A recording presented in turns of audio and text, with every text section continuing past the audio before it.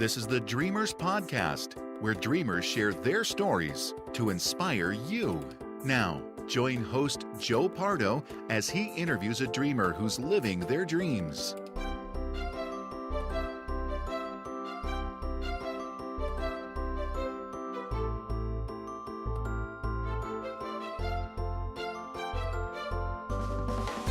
Welcome to the Dreamers Podcast.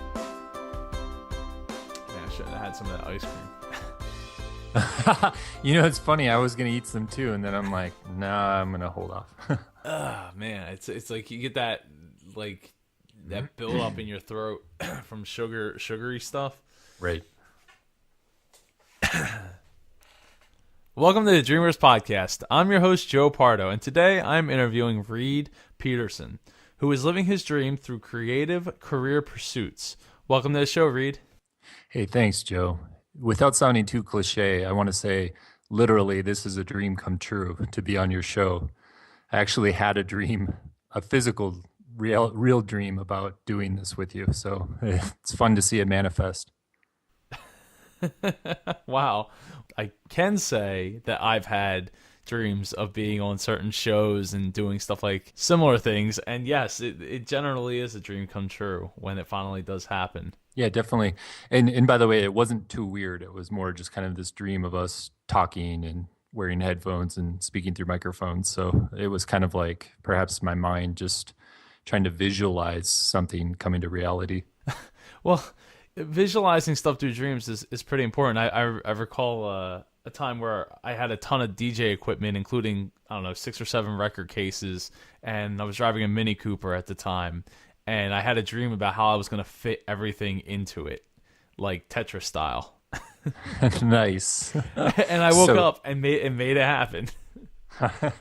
Very cool. And that's when you said, I'm glad I had that dream. Yep. So let's get started by giving some background about yourself. Well, cool.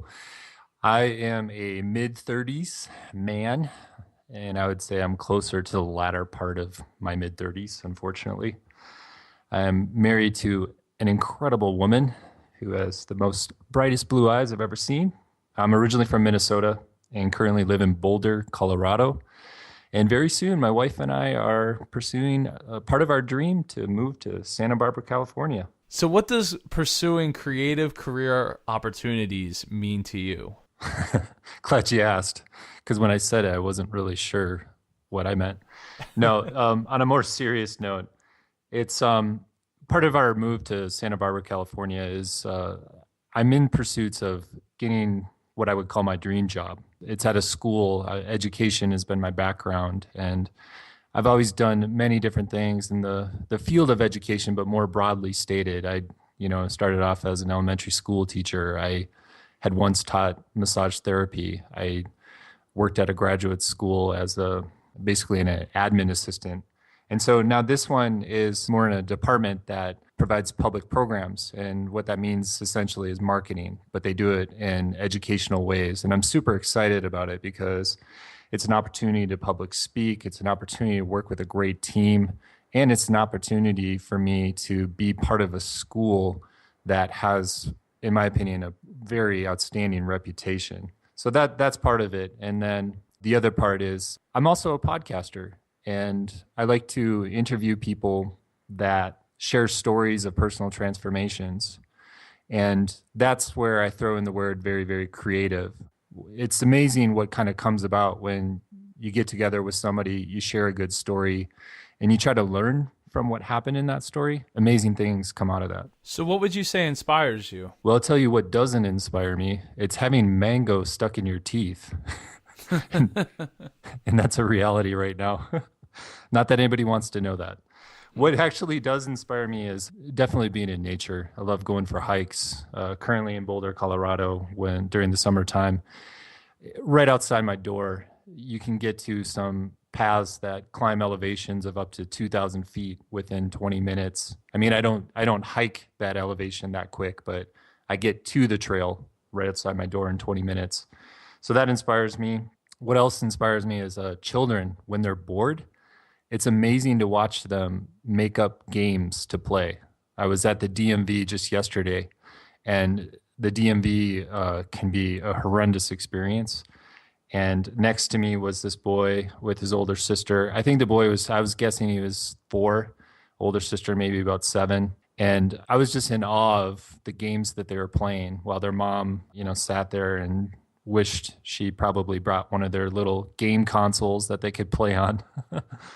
So that inspires me. Another thing I really want to share that inspires me is, for adults too, random acts of kindness. When you see somebody surprise somebody else by perhaps buying them a cup of coffee in the Starbucks line or helping somebody take their groceries to their car, I find that fantastic, and that really inspires me. Yeah, I mean, random acts of kindness are really nice to see other people and feel really good to do. So they should be done more often. Touche.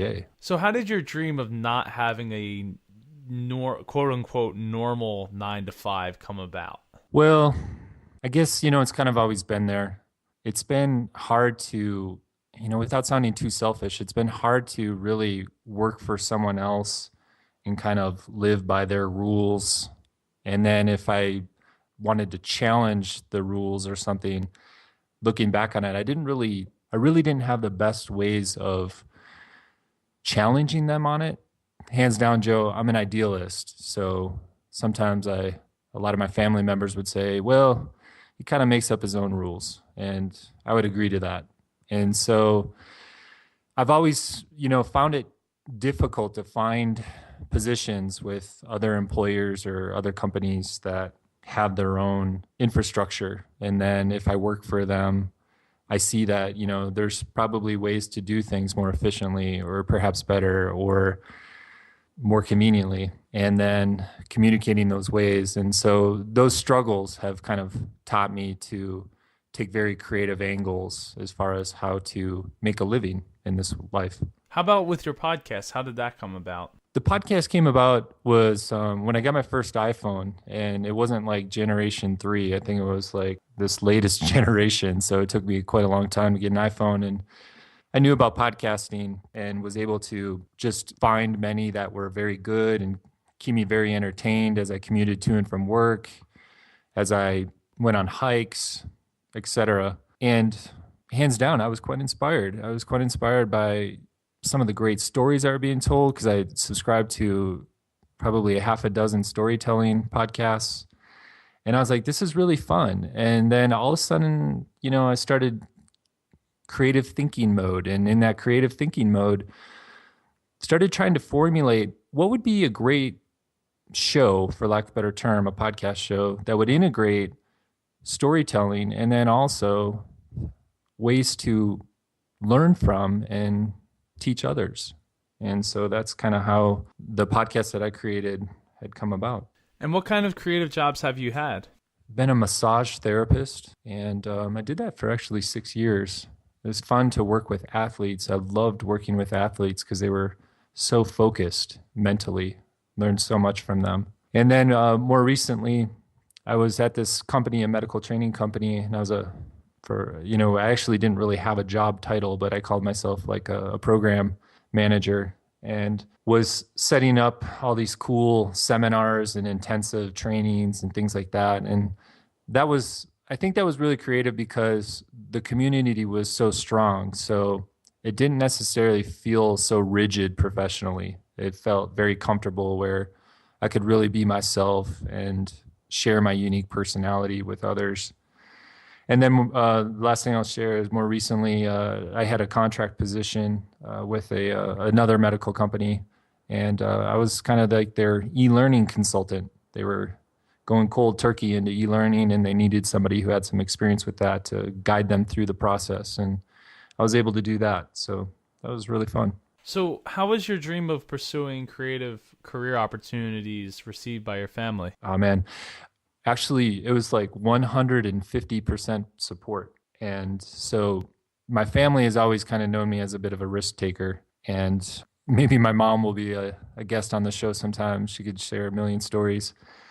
But everybody who, once my wife and I made the decision to go for it, move to Santa Barbara, pursue, kind of that dream of living by the ocean, and me pursuing this employment opportunity with the graduate school and then the podcast, everybody's like, hey, glad to hear, Reid, that you're letting creativity guide you rather than fear. And so, because at one point I was pretty caught up in my own fear. And so I was very supported. And as a matter of fact, I was quite surprised just yesterday. My youngest sister, who's a social worker, I had asked her to provide some support with my new podcast. And what I meant was, what I mean by that is just download an episode, have a listen, give me a rating and review, right? And she really surprised me in a very supportive way by saying, Reid, I really enjoyed whatever the story she listened to. And she said, hey, would you be interested if I got on the show and I shared something about my own infertility experiences? And I was like pumping my fist. I was like, yeah, it was a complete surprise. Oh, that's really great when you can have family back you up like that. Yeah, absolutely. Family's everything. So if they got your back, you can make it. What steps did you take to get started when you decided that you didn't want to just do normal 9 to 5 type jobs? Well, I think that's probably the toughest question to answer. What got me started was pretty much first step would be learning from others. I started to write down some of the ideas that, were kind of running through my mind, what would be the most fun. And then through the power of the internet, I started, looking up things that perhaps look similar. And the way my mind works is from there, I went into kind of critiquing what they were doing, being able to, list my pros and cons as far as what they were doing that I thought was great, what they were doing where they could improve upon. And that helped me kind of get more clear on the direction I wanted to head. That all helps get me into that, I guess, clarity mode of pursuing the creation of the podcast. And so from there, it was a matter of just trying to get a little bit of experience, connecting with friends to interview them, listening to my own stuff and seeing if, how I can improve upon it and really analyzing others. I think more so than anything, Joe, it was kind of paying attention to who were like for lack of a better term, the teachers out there and seeing what they were doing and seeing how I could kind of follow their model, but also keep my own voice, right? Because I got to be me. As far as the podcast goes, what tools do you use? Pretty much the basic stuff. I'm going to give a shout out to Pat Flynn with his Smart Net Passive Income podcast. He has a tutorial and I pretty much followed everything on that. So tools, I think of software when I hear you say tools, but hosting with Libsyn, I use a Skype recorder software called Pamela and basically a very standard microphone. I think I paid less than $100. It's kind of a good learning experience to just kind of go with it. I think in the business world, people talk about the minimal viable product, and that just kind of means getting things out the door and then improving upon that. And I followed suit on that, which is quite different from what I had done in the past. I kind of had leaned towards perfectionism in my past. And so I feel like this process of getting this Life Changing Stories podcast going has been really cool as far as my own transformation into not being attached to perfectionism and just going with the flow and taking things one step at a time. Yeah, perfectionism can be a very huge roadblock. I know from personal experience. Absolutely. What other roadblocks have you hit along the way? Well, I hit a roadblock every day, and that roadblock is the D word, doubt.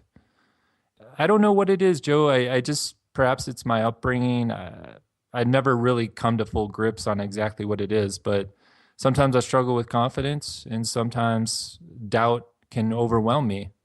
And so more so than anything tangible, every day it's kind of that constant battle with doubt. And I feel like I've gotten mature enough to just basically choose to not necessarily ignore that, but tell it to go away. And therefore choose, whatever my next action step is. And what do you do to try to overcome that doubt? I try to break things down. If you think about like a checklist or, a little Post-it note that you write down what you're going to do. Sometimes I really analyze that, and let's say I've got 4 things on my list and they're not even related to one another. So on the first thing on the Post-it note list, I'm like, okay, well, record an episode of the podcast, right? Well, that's pretty general. It's pretty vague. So I'll actually take the time to break that down into maybe, 7 steps or 10 steps and then check those off. And sometimes I even hide the next step from myself until the one that I'm currently working on is done. So that tells me that I'm actually getting things done rather than seeing that more general statement and feeling like that feeling of overwhelm. I think that's a great way to do it. Especially, I like the idea of hiding the next step from yourself. Yeah, I'll be honest. Sometimes, though, when I'm ready to find it, I can't remember where I put it.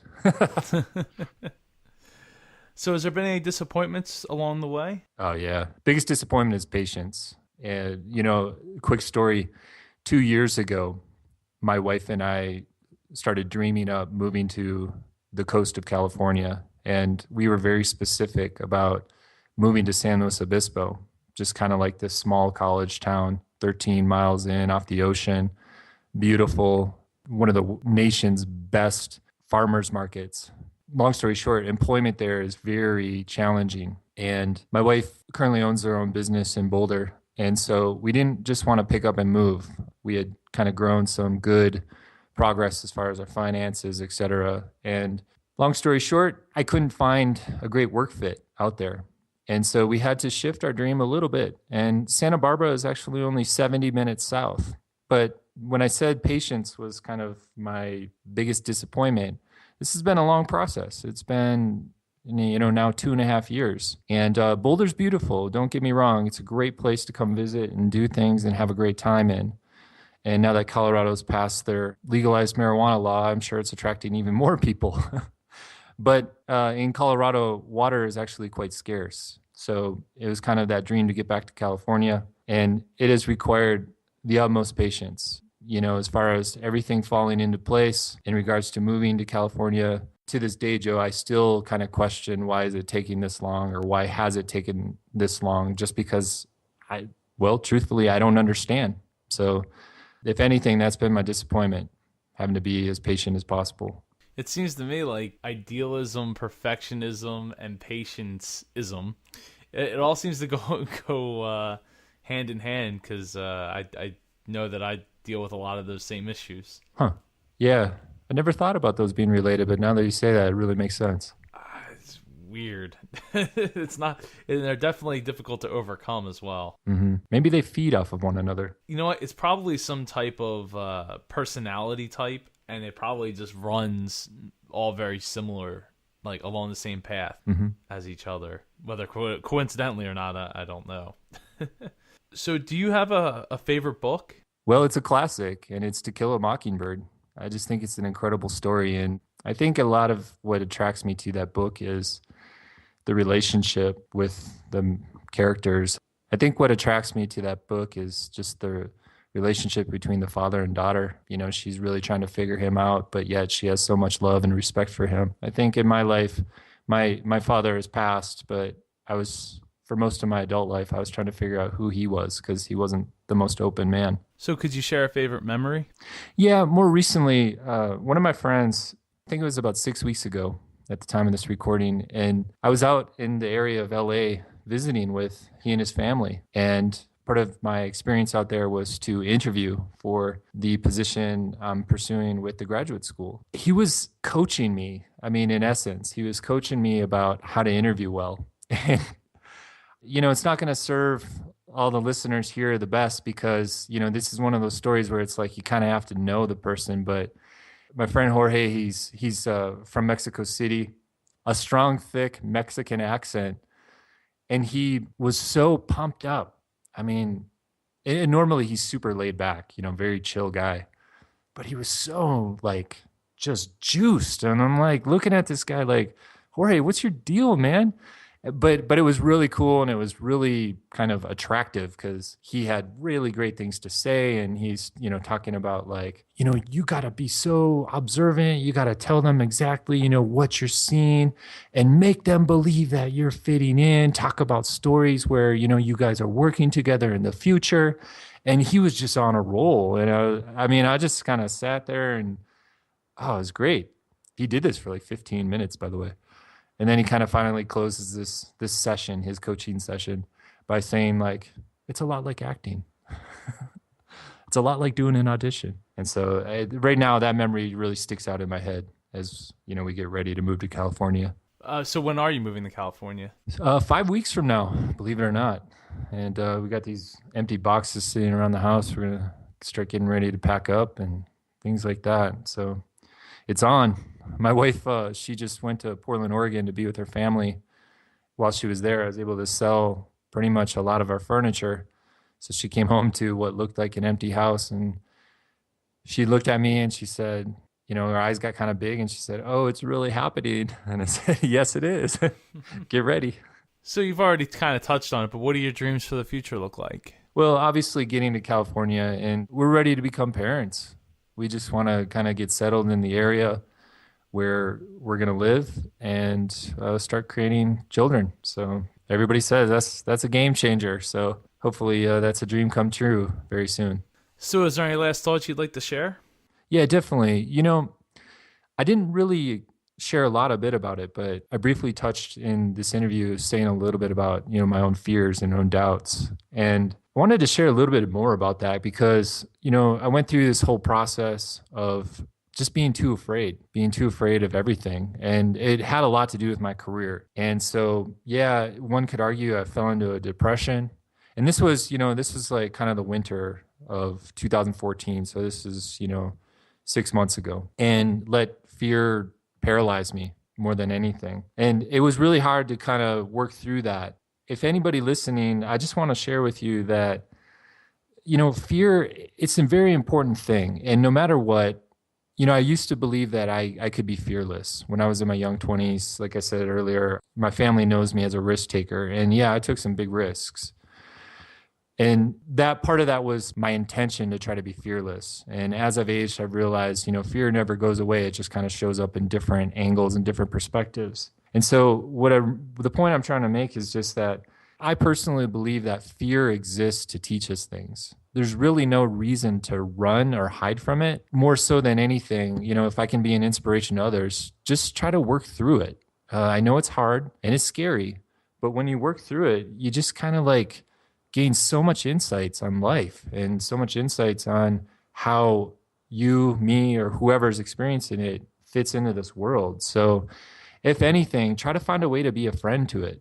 And why do we have friends? Well, we want to have fun, but I think in essence, we have friends because we learn from one another. And so, holding that perspective of fear being a friend, perhaps there's a lot of learning opportunities in that. So thanks for that opportunity to share that, Joe. Oh, of course. I think the fear of the unknown sucks. And it's a very difficult thing and a very complex emotion to overcome. I mean, what are some of the things that you've done to work out of it? Well, definitely finding someone else as far as support. As I mentioned, I'm in my mid-30s, and I remember going through that time of, really difficult experience, being overwhelmed by fear. I called home, and so my parents, they kind of have their own health challenges, and it's pretty overwhelming for them. And I called home, and my mom could sense I was really down. She said, "Hey, let's talk about it." And we talked about things and really worked it out. Later then told her, "Mom, I didn't want to bring this up to you. I didn't want to share this to you." And she's like, "Why not?" And I said, "Well, because you and Warren, you guys are going through so much with your health, and I didn't want to burden you. I didn't want to like add more fuel to the fire as far as worry or fear." And she just, she paused for a second and she said, "Reid, I always want to hear what's going on with you. I always want to be there to support you." And she said, "No matter what, I don't care about my life. You're my child. So share no matter what's going on." And that was a big eye opener for me because I'm like, well, I'm this guy in my mid-30s. Like, I'm supposed to have it figured out by myself, right? Or figured out now with, my family, my wife or something.